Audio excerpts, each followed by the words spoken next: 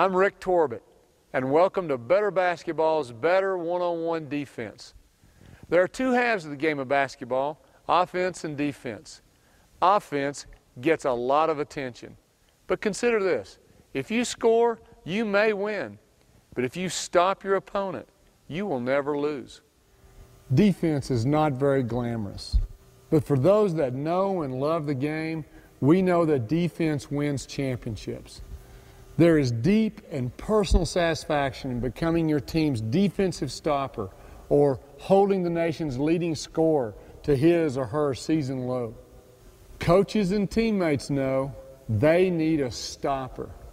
Becoming a great defender can put you on another level because you are needed. You are prized for your special abilities because you're going to take out your opponent's best player.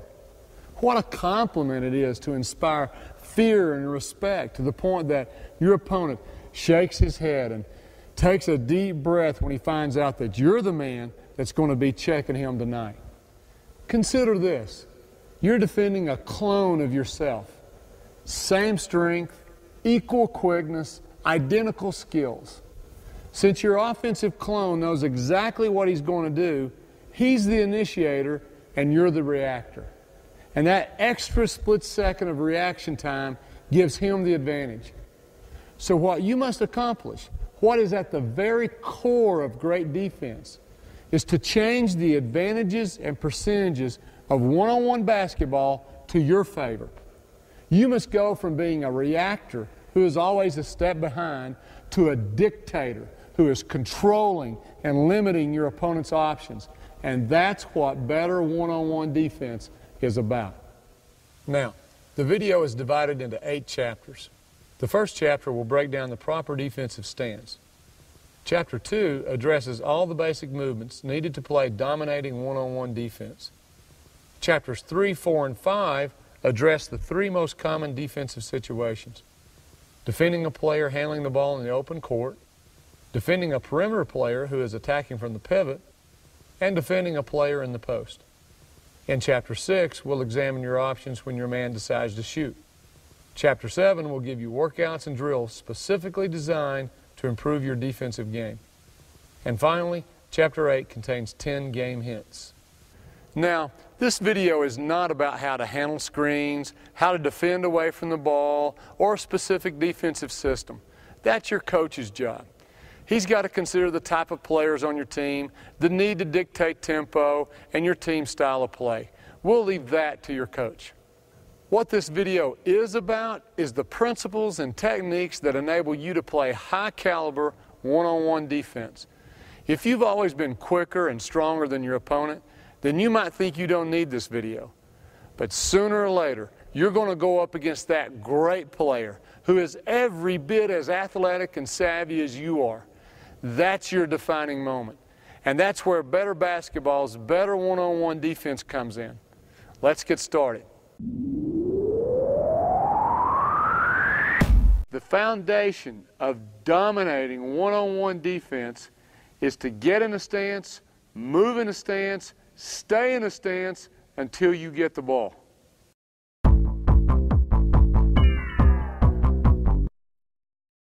The correct defensive stance involves getting in an aggressive stance with your knees bent at just over 90 degrees.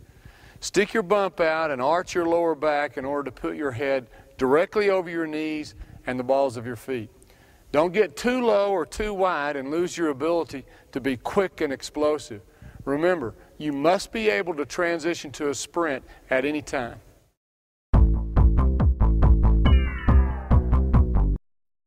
Sprinters start extremely low, with their hands actually touching the ground. Being low gets you ready to explode and immediately achieve maximum speed. So a stance puts you in that low, athletic sprinter's position. When the man you're guarding attacks, you're in the best possible position to be able to explode with him. But if you're standing upright and your man makes a move, you must first drop to a stance and then try to move with him. That's wasted time. Take the drop out and you'll save valuable reaction time. A good stance helps you mentally. Our subconscious mind and our body are connected. If your limbs are straight and relaxed, your body sends your mind the subconscious message to relax. But if you're in a stance, your body sends your subconscious mind the signal that something is up. Be alert. Think of when you're startled, your adrenaline pumps, your body doesn't stay relaxed, it gets in a stance. Bottom line, being in a good defensive stance will make you more mentally alert and give you the extra split second of reaction time that you need.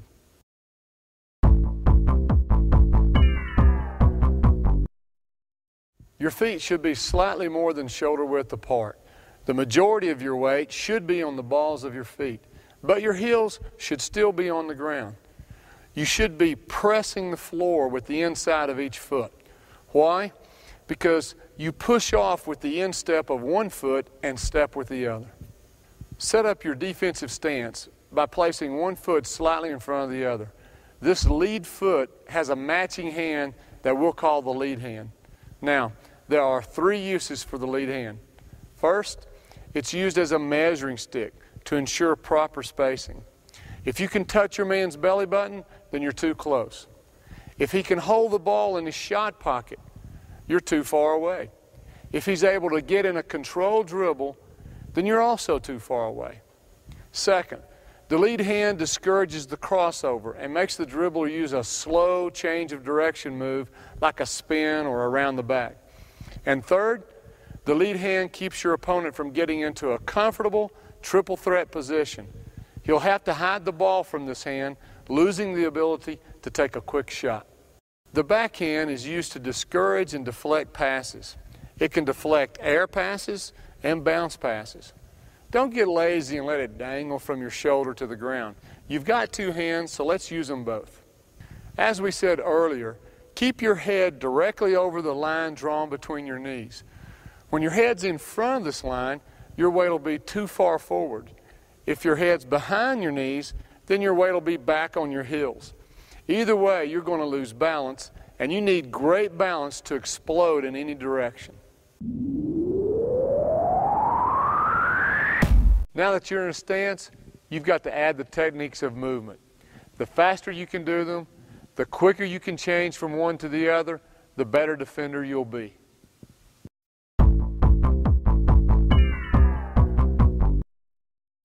The quickest way to move laterally in a defensive stance is not to cross your feet. Rather, move in what is commonly called a step slide. But I think the term step slide is misleading. Why? Because to move laterally at maximum speed, you need to push, step, slide. First, push off with the foot opposite the direction you're going. Second, step with the other foot, as big a stride as you can. To speed up the stride, move the matching hand in a wax on, wax off motion. Third, slide your foot directly under your head without crossing your feet, shifting weight from one foot to the other. Now you're ready to push off and begin the sequence again. When step sliding, your feet should be close to the ground, just skimming the surface. This allows you to make quick changes of direction, and it's the most efficient way to move. If done properly, your head will move in a line horizontal to the ground without bobbing up and down.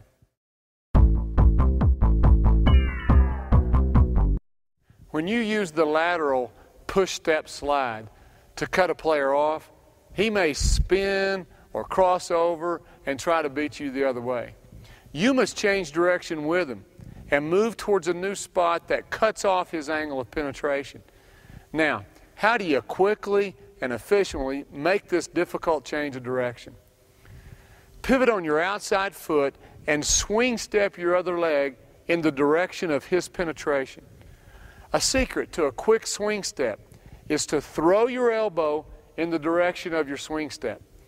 This will ensure that your knee and elbow mirror each other and move simultaneously, making your movement highly efficient.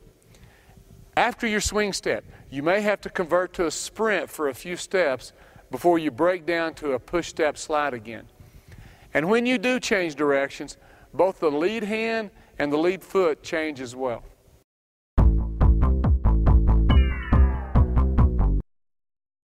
To close out means to bridge the gap between you and your opponent in such a way that you both discourage the shot and defend the drive. Now, I admit, at first, this is a difficult feat to correctly perform. You must sprint and hurry to get there, but if you arrive in a sprint, it's easy for the offense to drive by you. If you play it too conservatively to ensure that you stop the drive, he'll simply shoot a wide open shot. There's the dilemma. Now, here's the answer, and it's all in technique. First, sprint until you're within one stride of reaching him. Then, chop your steps in order to bring your body and base under control. While shortening your steps, throw up your lead hand to discourage the shot. But don't raise your torso and lose your stance and balance. Keep your bump down low. You'll have a low center of gravity and be able to change directions in case he drives.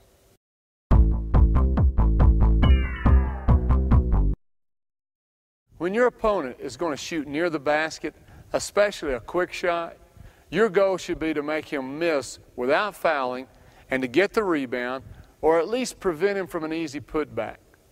The technique to change his shot is easy. Shoot both hands up so your arms are vertical and form a wall.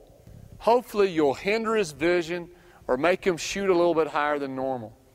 But at the very least, you've shown the officials your hands and that you have a fundamentally sound position and that you're trying not to foul. But that's only half the technique. I've seen players form the wall, make their man shoot short, only to miss the rebound and let the shooter slip by for a putback. That's why I call it the wall and block. You must create the habit of changing the shot and then quickly stepping through into a block out, ready to rebound.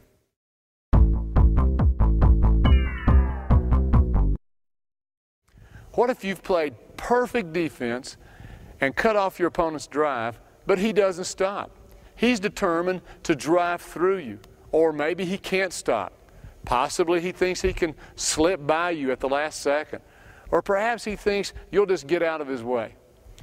Regardless of the reason he keeps coming, you have to take the charge if you're going to be a top-notch defender. To take a charge without getting called for a blocking foul, you must be squarely in the path of your opponent. And the key to getting the charge call is for both of your feet to be on the ground before you draw contact.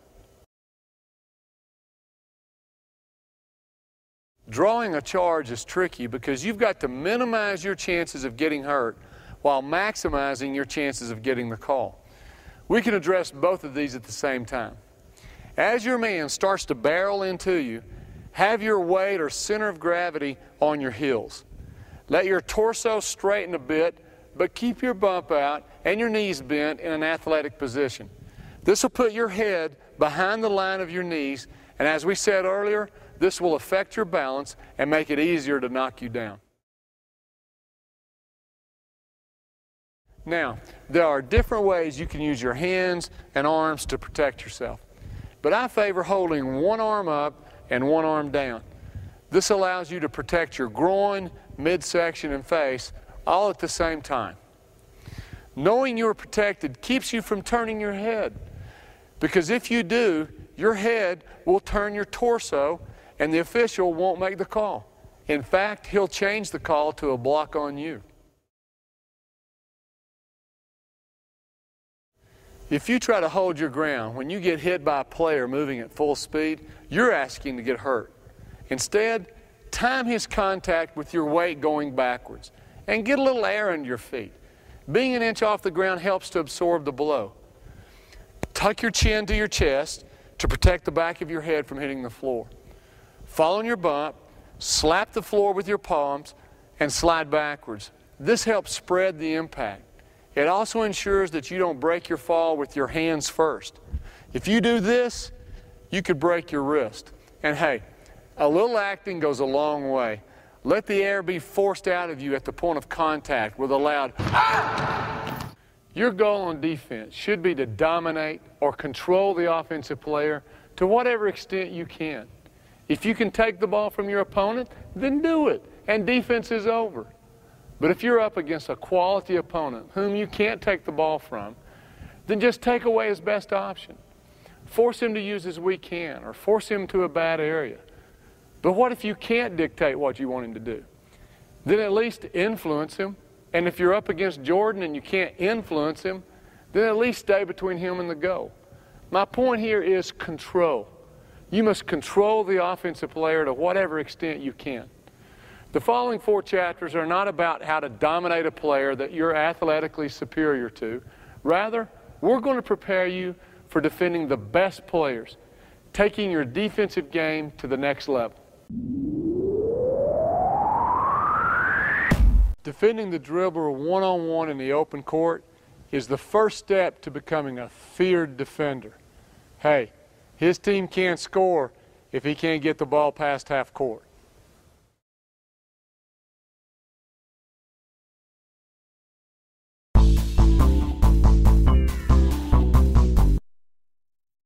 Wouldn't it be nice to have a one-step lead if you were in a foot race? Well, that's what an overplay is. You can overplay the direction your man is heading and get that one-step advantage by pointing to the ball with your lead hand. If the ball handler changes direction, change your lead hand and foot. And since you're pointing at the ball, this will force you to quickly overplay it in the other direction.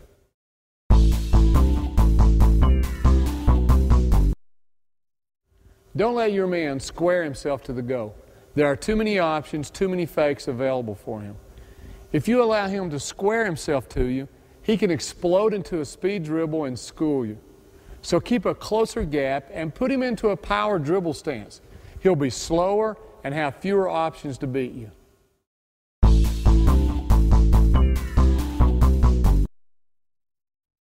Angle the dribbler to an out-of-bounds line. Then as he approaches it, speed up to cut off any opportunity for him to slip by. Use the out-of-bounds line as another defender. Think one-man trap. When he picks up the ball, go body to body with him. If possible, straddle his pivot foot and leg and trace the ball with both hands and look for the deflection.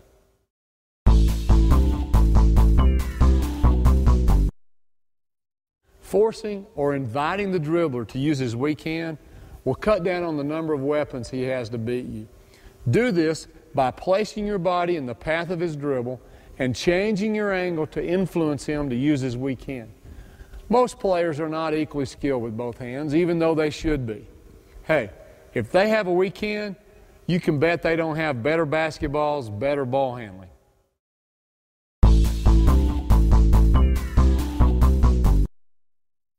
Turn him. Make him change hands and directions as many times as possible. This involves overplaying one side, and then when he changes direction, you must swing step, sprint to recover, and then overplay in the other direction, starting the sequence over. 3 good things occur when you turn your man. First, all this excess ball handling will increase his chances of turning over the ball. Second, you'll have extra time to detect his weaknesses and flaws. This will allow you to eventually get a deflection or a steal. And finally, this will decrease his chances of spotting an open teammate and making a successful pass. Be careful about forcing the dribbler in one direction. You don't want to give him too much or he'll gain the extra step or space needed to beat you. Consider positioning yourself to shade him to one side. Consider that you're only influencing him in one direction. Learning how to play defense on the dribbler in the irritating manner I've just described takes time and practice. Especially when you're learning, you're going to occasionally get beat. Even accomplished defenders make mistakes and let great ball handlers get by them. But defense isn't over just because they get by you. Here are some tips on recovering. Using your closest hand, tip under the hand of the dribbler as you recover past him. Don't reach across your body or slap down on the ball. You'll get called for the foul. Don't recover directly behind the dribbler. If he stops, you'll run over him and get called for the foul. Sprint to a spot well in front of the dribbler before you turn and break down into a defensive stance. Most defenders make the mistake of trying to close off the dribbler too soon, usually when they're side by side. 99% of the time, the officials call that a foul. If your man is threatening to score before you've recovered, look to run in front of the layup and strip him. Don't take a violent swipe at the ball. You'll get called for the foul. Instead, try to mess with his timing by making him hide the ball and change his steps. This chapter is the essence of one-on-one defense. First to 11, make it, take it, win by 2, check. Ball in.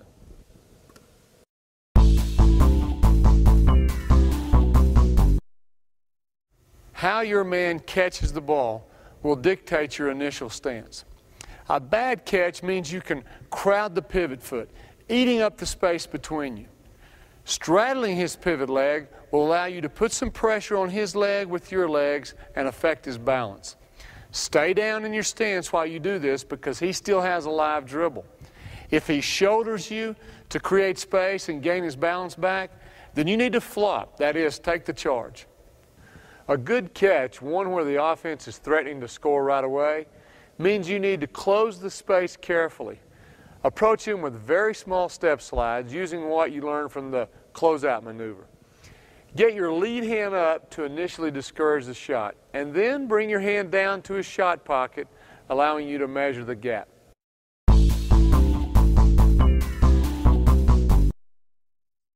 If the player gets low with the ball, he's a threat to drive. He has no shot pocket, so you can use your lead hand to discourage the sweep. His stance is low, therefore yours must be lower. He must raise up in order to shoot or pass. That's time for you to adjust. If the player gets high with the ball, then he can't drive or shoot. His only option is to pass. Stay in a stance, but eat up the space and go body to body with him. Trace the ball with your hands, crowding his passing lanes and his vision. But remember, he still has his dribble. If he brings the ball down, then you must give a little ground, returning to your standard defensive stance. If the ball's in his shot pocket, then he's in triple threat and very dangerous. Stay in your stance and use your lead hand to make him move the ball out of his shot pocket and away from the shot line. Now, don't get greedy and narrow the gap so much that you can touch his belly button. Being that close, you'll get burned.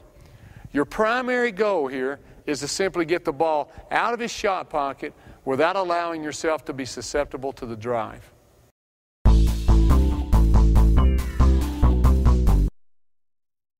Some of the same principles that are used to influence a dribbler's direction are also used to influence the direction of a player with his pivot. If you have a choice, force him to his weak hand. It's called a weak hand for a reason. Force him to use it. Position your body and stance at such an angle that it leaves him no choice but to go in one direction. Or force him to an out-of-bounds line and use it as another defensive player. You can get a one-man trap. Or force him to a help defender.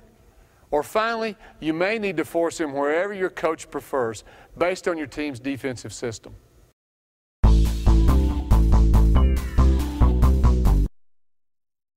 Play the drive by reading the offensive player's non-pivot foot, which I call his attack foot.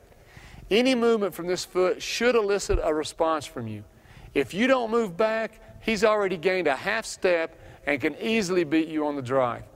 So when he makes a slight move forward with that attack foot, take a 2-foot hop back. This will give you a head start on his drive, help you anticipate, and get your feet moving quickly. If he resets to triple threat, don't hop back toward him. Creep up to regain the space. But let's assume he continues his drive. When his first dribble hits the ground and he begins his attack, the techniques of defense revert back to the last chapter on defending the dribbler. You must be positioned in a slight overplay while pointing to the ball with your lead hand, no matter which direction he's moving. If your opponent gets the ball in the post, you're in trouble already because it's difficult to stop a player just a few feet from the basket. So, the primary goal of post defense is to prevent the ball from getting there in the first place.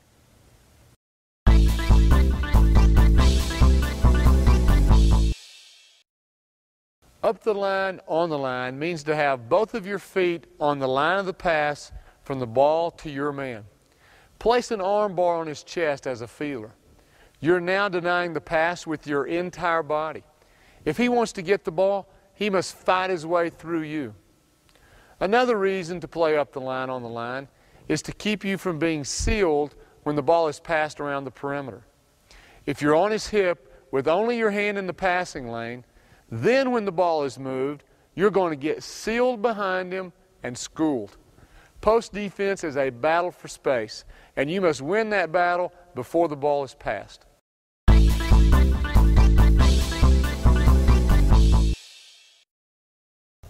On a low to high diagonal cut, chest the cutter off the line of the ball.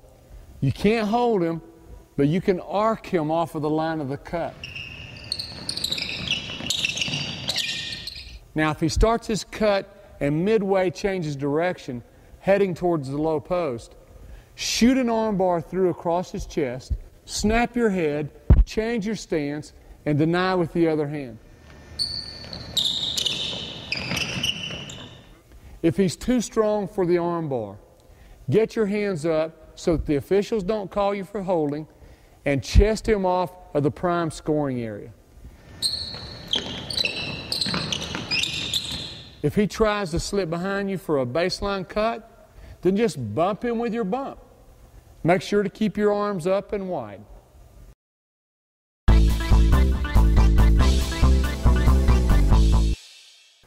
The battle for space in the post is not won by the arms. Rather, it's a foot battle for the passing lane. Unlike on the perimeter, a hand in the passing lane isn't enough. So, beat his foot by stepping over his leg. This will put your body in a dominant position with your hand and arm covering the passing lane.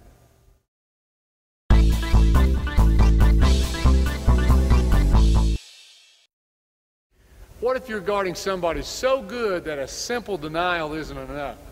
Perhaps a dead front is the only way you can keep your opponent from getting the ball in the post. Here's how it works. Take your outside arm and swim over his arm. At the same time, swim over his arm and shoulder with your arm and shoulder. Pass your hips past his. His weight can't support yours, and you'll slip in front, sit down, get your hands up wide, and keep a dead front.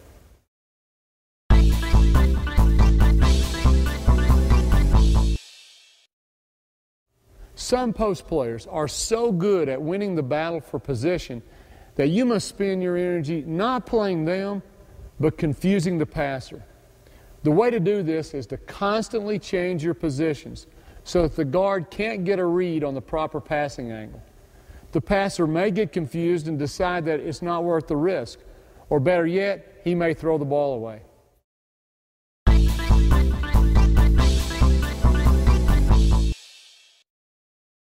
Place one forearm on his waistline in an armbar position and put the other one up in the air as if you're getting ready to use it to block his shot. If you use that hand to reach in and try to deflect his dribble, it'll get your body out of position and you'll lose your base and he'll spin and beat you. Resist that temptation. Your job is to stay between him and the goal and to hold your ground. If he tries to back you in, don't try to use your hips to stop his progress. As soon as you do that, he'll spin and beat you.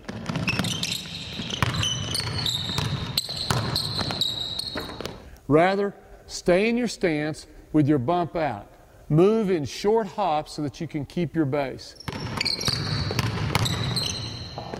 Now, if you're guarding a player who has a pet move that you're having trouble stopping, body up with him by chesting that favorite shoulder as soon as he catches the ball.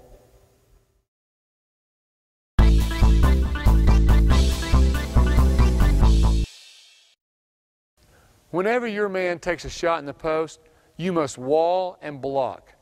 Both arms go straight up. This is low percentage in terms of creating a foul. The advantages are you can block his vision, change his shot a little, and most importantly, make a quick turn into a blockout. Your man has used his best move to create space, and he thinks all that's left is a swish. but you can still get a stop.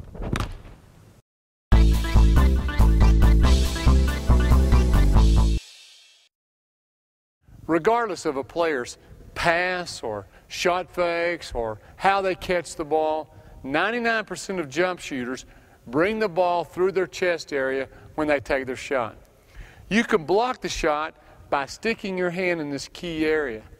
For example, you can strip the quick draw, or after you stop the drive, you can block or change his shot on the way up. Or if he flies by but decides to pull up, recover and strip him.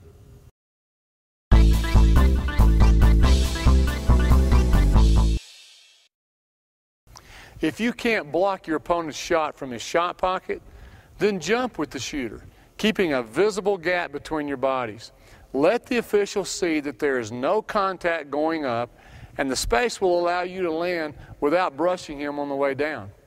Best case scenario, you deflect the ball and ensure he misses. If you don't get the ball, at least you'll change his shot. If you can't change his shot, at least your hand will disrupt or block his view of the goal.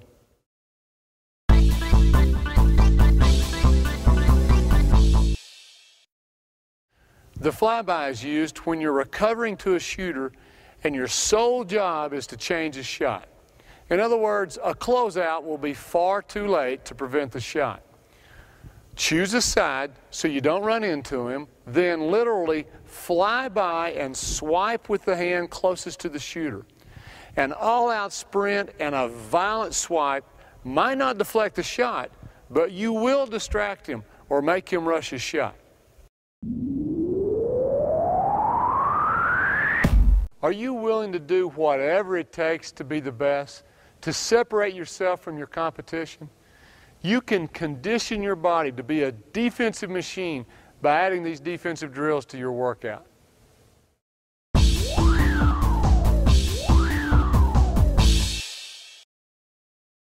There are an infinite number of drills that will improve your speed, quickness, and athletic ability. But the 5 drills in this section emphasize the footwork and types of movement you'll need to master the techniques in this video and become a great defensive player. They will build your ability to move laterally and change directions quickly. Now, don't spend too long on any one drill. Instead, do each drill for 10 to 20 seconds, maybe 2 sets, and then move on to another part of your overall workout. Be sure to keep your feet close to the ground. Again, the emphasis is quick lateral movement and efficient change of direction.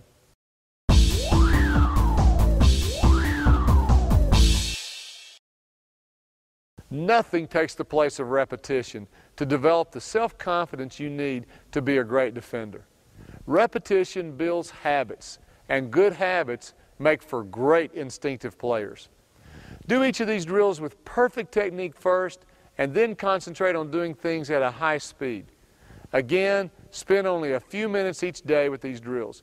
You want to constantly improve your technique, but you also want to keep it fun.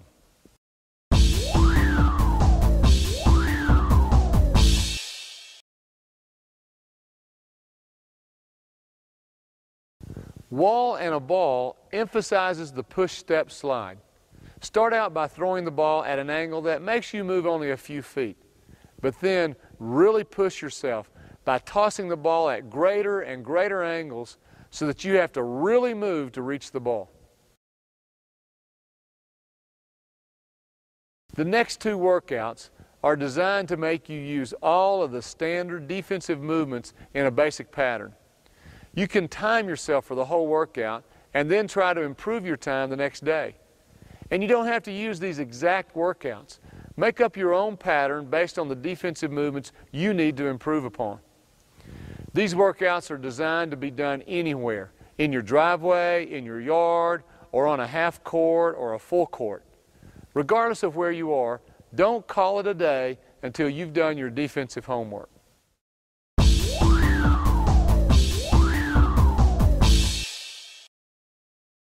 Partner workouts can be done in a teaching progression, starting with the standard closeout, then adjusting to triple threat, then playing the drive, and eventually leading up to live one-on-one. you'll develop the skills of dominating one-on-one defense in a building blocks fashion. Be warned, closeout one-on-one might be the toughest situation to defend. You've got to guard the shot, play the drive, and you've got no help behind you. But don't ignore closeout one-on-one. It's one of the best ways to simulate the one-on-one situations that occur in real games. The zigzag is meant to simulate game conditions in the full court. Along with incorporating the push-step slide, the swing step, the sprint to cut off, the overplay angle, and the proper gap, it might be the best conditioning workout of the whole bunch. Basketball is a complex and ever-changing game. Some things can't be categorized. But here are some hints that might give you the edge you need.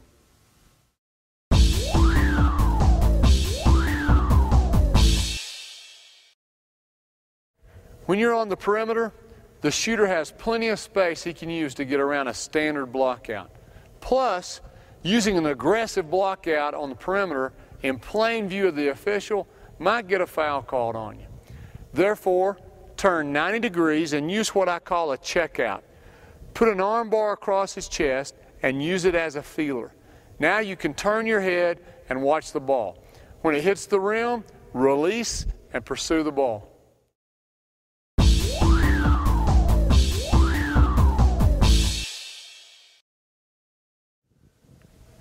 When your man has the ball, what part of his body do you want to focus on? Focus on his chest. He can fake with his head, shoulders, his feet, and the ball. Don't focus on those. You'll be able to see them in your peripheral vision. His chest is the only thing he can't fake with.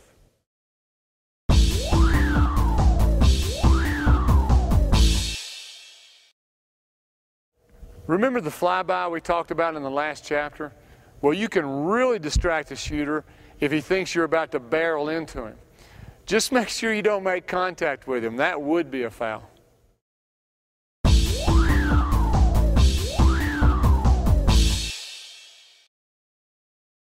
Have you ever seen coaches make their players work on step sliding or other defensive movements without using their hands? Well, defense is certainly about feet and positioning, so I understand that drill.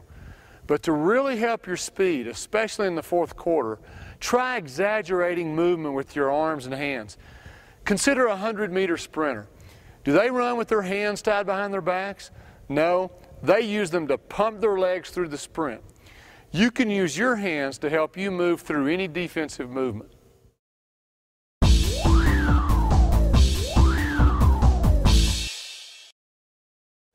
When you're back on defense and a speed dribbler is heading toward you at a stampede speed, you don't want to attack him head on. If you do, he'll use a simple in and out and blow by you. Instead, begin to retreat and match his speed so that you can angle him to the outer third away from the goal.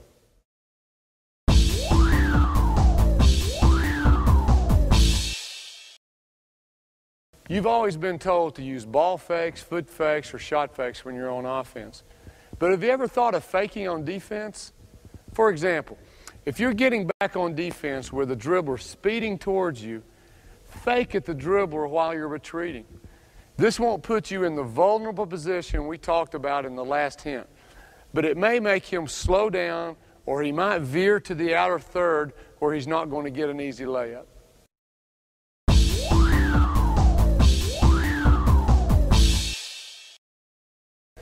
As you learn from Better Basketball's Better Ball Handling, the key to a proper spin move involves pulling the ball back with the dribbling hand. But some players don't pull the ball back with them as they begin their spin. Instead, they simply change hands, leaving the ball completely unprotected for a split second. When this happens, use your outside hand to deflect the ball and chase it down for a steal. But be careful. You have to get a hand on the ball when you try this, or you'll be out of position and he'll blow by you.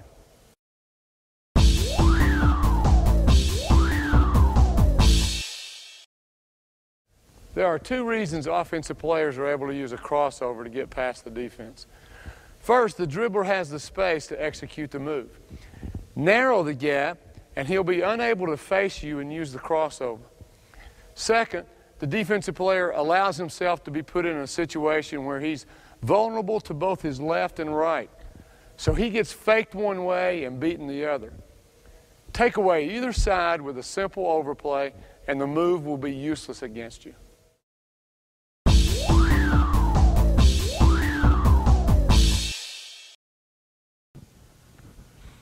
To maximize your speed when step sliding, don't keep both of your feet pointed straight in front of you.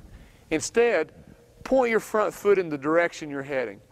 We actually timed players using both techniques and discovered that players are considerably quicker when pointing the front foot forward. Plus, it's easier on the ankles.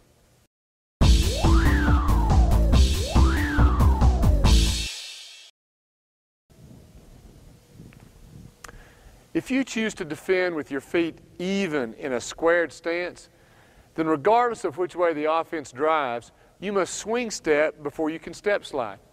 If you have to swing step before you move to cut him off, he'll already be a step past you and he'll explode to the go.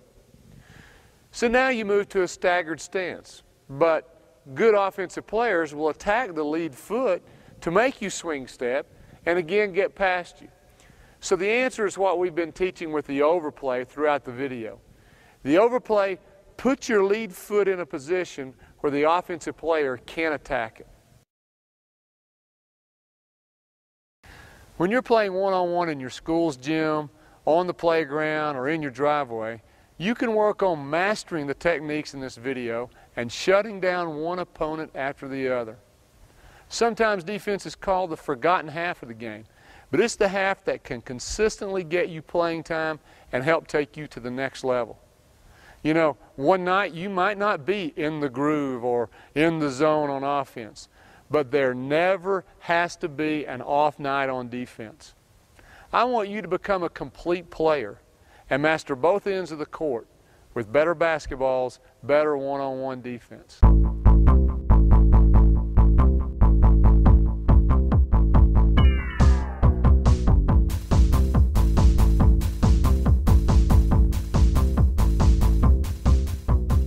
And finally, this will decrease his chances of spotting an open teammate and making a successful pass.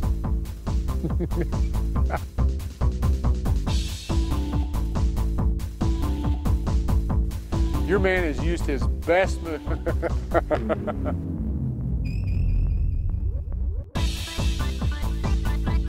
And finally, this will decrease his chances of spotting an open teammate and making a successful pass.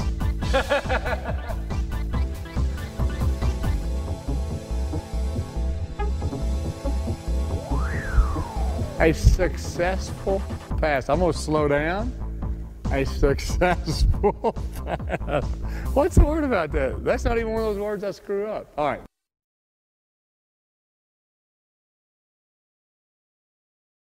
Second, you'll have extra time to detect his weaknesses and flaws.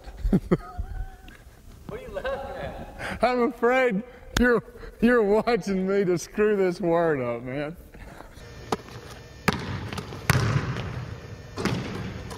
Well, We got to make that a little more live. That was weak. From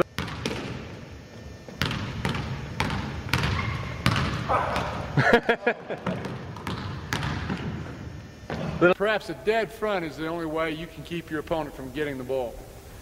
Here's how it works. Take your outside arm and swim over his arm. At the same time, swim your inside arm and shoulder past his arm and shoulder. Come on. I didn't even know I had it on. Come on, man. In the row. Did you throw it to him? He just lost the handle. Last time we caught it early there. So you're going to catch it next thing. Can you get in an even less athletic position than that? Like maybe. How about this? How about this? Put one foot in front of the other. Oh, there you go. The casual. And finally, this will decrease his chances of spotting an open teammate and making a successful pass.